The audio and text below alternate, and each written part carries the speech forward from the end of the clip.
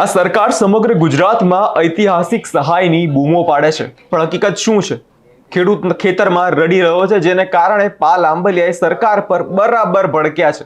વિગતે ચર્ચા કરીશું. નમસ્કાર, હું છું પ્રથમ મોદી, આપ જોઈ રહ્યા છો નિર્ભય ન્યૂઝ.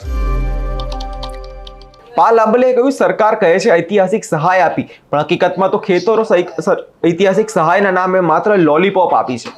2013માં મગફળીનો ભાવ આસમાને હતો, ખેડૂતના ચહેરા પર સ્મિત હતું, પણ આજની સરકારે ભાવને જમીન પર પાડી દીધો છે. જે ખાતર, જે બિયારણ, જે ડીઝલ, જે મજૂરી પહેલા તળિયેના ભાવે હતા, તે આજે આસમાને પહોંચી ગયા છે. એટલે સરકાર ખેડૂતો સાથે ખાલી અન્યાય કર્યો છે. આ આંકડાઓ કહે છે અમારે ખેડૂત માટે સહાય પેકેજ છે, ઐતિહાસિક છે, પણ હકીકત એ છે સરકાર ઉદ્યોગપતિઓની છે ને ખેડૂતોની નહીં. પાલ આંબલિયાએ કહ્યું કે ઉદ્યોગપતિઓ સરકારને અધધ સહાય આપે છે. છેલ્લા 11 વર્ષમાં 20 થી 25 લાખ કરોડ રૂપિયાના દેવા જે છે માફ કરવામાં આવ્યા છે ઉદ્યોગપતિના, પણ ખેડૂતની સહાય માત્ર કાગળ પર જ રહી જાય છે. સાંભળીએ તેમણે વધુમાં શું કહ્યું હતું.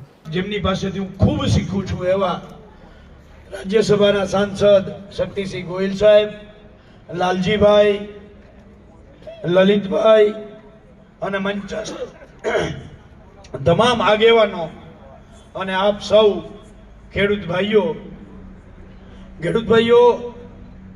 તમે જોયું હશે ટીવીમાં તો એ લોકો સતત આ ઐતિહાસિક જી આવે ભાજપનો વક્તા, પ્રવક્તા, મંત્રી, સંત્રી બધાને ઐતિહાસિક ગણાવે છે. હવે સમજવા જેવું એ છે કે આ ભાજપે ઐતિહાસિક શું કર્યું છે. આ ભાજપે ઐતિહાસિક કર્યું કે ખેડૂતોનો ભાવ 2013-14માં મગફળી હોય કે કપાસ હોય કે અન્ય ભાવ જે આસમાને હતા એને તળિયે લઈ આવી દીધા. શું થયું ઐતિહાસિક? કે મગફળી 1200-1300 રૂપિયા હતી, ત્યાંથી અત્યારે આજે 750 લઈ આવી દીધી. એની સામે દવા, ખાતર, બિયારણ, ડીઝલ, ખેત ઓજાર, મજૂરી, આ બધું જે તળિયે હતું એને ઐતિહાસિક સપાટીએ ઉપર પહોંચાડી દીધું. બીજું ઐતિહાસિક શું કર્યું? ઉદ્યોગપતિઓને ઐતિહાસિક પૈસા આપી દીધા. 11 વર્ષમાં નરેન્દ્ર મોદી સરકારે ઉદ્યોગપતિઓના 20 થી 25 લાખ કરોડ રૂપિયા માફ કર્યા. આ ઐતિહાસિક થયું.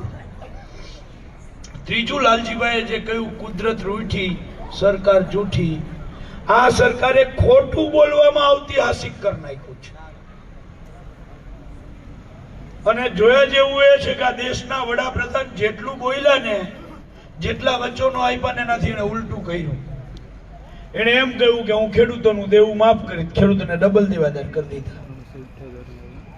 એને એમ કહ્યું હું ખેડૂતોની આવક ડબલ કરીશ, ખેડૂતોની આવક અડધી કરી દીધી. એને એમ કહ્યું હું દર વર્ષે 2 કરોડ રોજગાર આપીશ, ઉલટું 2 કરોડ બેરોજગાર થયા. આ બધું ઐતિહાસિક તમે કર્યું છે.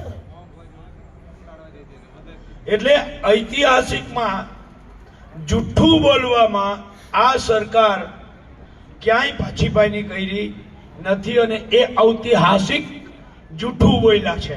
એનું એક ઉદાહરણ હું તમને આપું.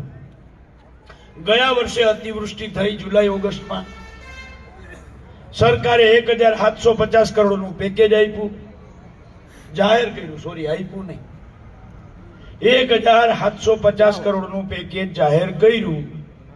આ પેકેજમાંથી આજની તારીખમાં સરકારે 500 કરોડ ચૂકવા નથી.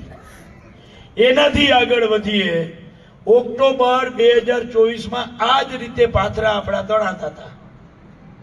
આ જ રીતે મગફળી છે ને, જે ઓલી તૂટેલી હોય ને, હેઠે આવી ગઈ હતી.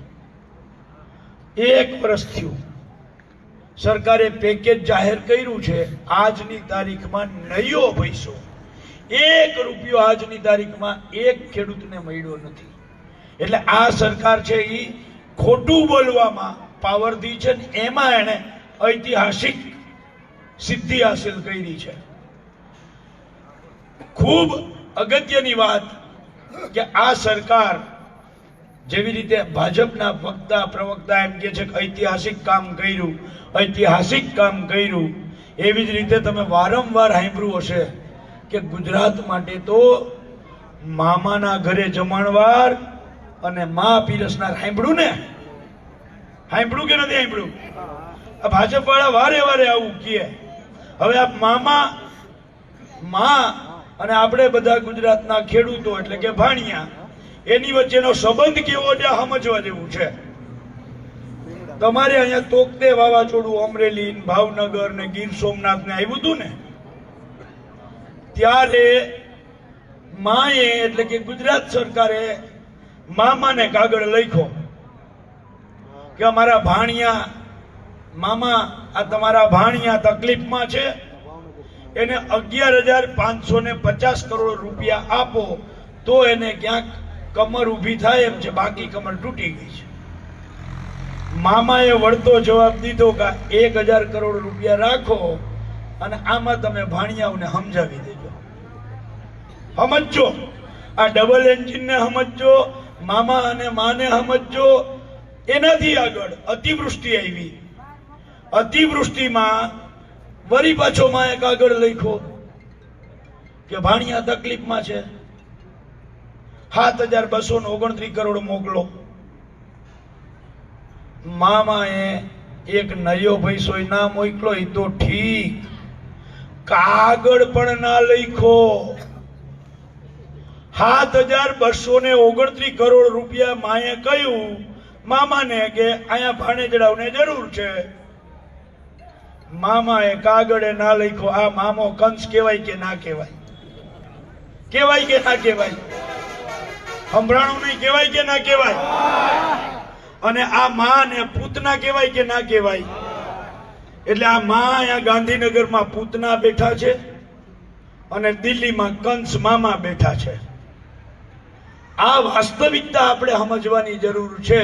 જ્યારે માં અને મામાની વાત કરે, ડબલ એન્જિન સરકારની વાત કરે, તો મારે ખાલી એટલું કહેવું છે કે જો ગાંધીનગર એમ કહેતું હોય કે 11,550 કરોડની જરૂર છે, તો માની લ્યો કે ત્યાંથી દિલ્હીથી ના દીધા, તમને હું તકલીફ પડતી હતી? દઈ દેવાતા ને? ના દીધા, મામાએ ના દીધા, નાયાથી ના દીધા. એટલે આ જે વાત છે આ આપણે સમજવાની જરૂર છે ખેડૂત મિત્રો. એટલે એક બાજુ ગુજરાતનો ખેડૂત દિવસે દિવસે દેવાદાર થાય છે અને દેવાદાર થવા પાછળના કારણો અગાઉ બધા જ વક્તાઓએ પાક વીમા યોજના કહ્યું છે. બીજું કારણ એ છે કે ઐતિહાસિક સપાટીએ ભાવ નીચે ગયા ખેત પેદાશના, અને પડતર વસ્તુ જે છે દવા, ખાતર, બિયારણ, આ બધું જ 4 ગણું મોંઘું થયું. એટલે ખેડૂતની જે ઇન્કમ હતી અડધી થઈ. બીજું, છેલ્લી 7 સિઝન એવી ગઈ છે કે કાં તો ખેડૂત અતિવૃષ્ટિનો ભોગ બન્યો છે અથવા તો કમોસમી વરસાદ કે વાવાઝોડાનો ભોગ બન્યો છે. ત્યારે હું પૂછવા માંગુ છું કે જે ઉદ્યોગપતિઓને તમે 25 લાખ કરોડ રૂપિયા ખેરાતમાં આપો છો, એ ઉદ્યોગપતિઓ એક એનો પ્રોડક્ટ એક ફેલ જાય ને તો એની કમર તૂટી જાય. જો 7 વખત એના ધંધા નિષ્ફળ જાય તો પાછળ વધે શું? અમારા ખેડૂતોના 7 વખત પ્રોડક્ટ નિષ્ફળ ગઈ છે, કુદરતના કારણે ગઈ છે, અમારો વાક ગુનો નથી. અને સામે અમને રક્ષણ આપતી પાક વીમા યોજના તમે બંધ કરી છે. એટલે આ જે પરિસ્થિતિનું નિર્માણ થયું, એટલે અમે આવી અમારી પરિસ્થિતિ છે. અને આ પરિસ્થિતિની વચ્ચે આ યાત્રામાં ચાલતા ચાલતા શક્તિભાઈ, મેં ગઈકાલે એક નાની એવી કવિતા લખી છે. એ કવિતા વાંચી અને હું મારી વાતને વિરામ આપીશ. ખેતર મારું, સરકાર મારી, તો એ શા માટે કરું હું લાચારી તારી? હે સરકાર, ખેતર મારું, સરકાર મારી, તો એ શા માટે કરું હું લાચારી તારી? હું ટેક્સ ભરું, તું ટેક્સ વસૂલે. હું ટેક્સ ભરું, તું ટેક્સ વસૂલે, તો એ શું કામ કરું હું લાચારી તારી? દિવસ રાત ટાઢ તડકામાં મહેનત મારી, દિવસ રાત ટાઢ તડકામાં મહેનત મારી, પરસેવો મારો ને તોય શા માટે ખેડૂત વિરોધી નીતિ તારી? ખેતર મારું, સરકાર મારી, તોય શા માટે કરું હું લાચારી તારી? હું ઉદ્યોગપતિ નથી માન્યું, હું ઉદ્યોગપતિ નથી એ માન્યું, હું ભ્રષ્ટાચારી નથી એ પણ માન્યું, હું કિસાન દેશની શાન, હું કિસાન દેશની શાને તમે માન્યું, તો એ કેમ બેધારી નીતિધારી? ખેતર મારું સરકાર મારી, તો એ શા માટે કરું હું લાચારી તારી? મેં બી સાથે વાવ્યા મારા સપના મારા પરિવારના, મેં બી સાથે વાવ્યા સપનાઓ મારા પરિવારના. હું દાતરડાથી પાક લણી શકું છું, હું દાતરડાથી પાક લણી શકું છું, તો સરકારને પણ હણી શકું છું. હું દાતરડાથી પાક લણી શકું છું તો સરકારને પણ હણી શકું છું. શાંત છું, ખેડૂત એમ કહે છે, શાંત છું પરીક્ષા ન કર મારી, શાંત છું પરીક્ષા ન કર મારી, નહીતર પાકને જેમ લણી લઈ સરકાર તારી. ખેતર મારું સરકાર મારી, તો એ શા માટે હું કરું લાચારી તારી? વગર માગીએ ઉદ્યોગપતિઓને તે આપ્યા 25 લાખ કરોડ. કેટલા આપ્યા? કેટલા આપ્યા? 25 લાખ કરોડ.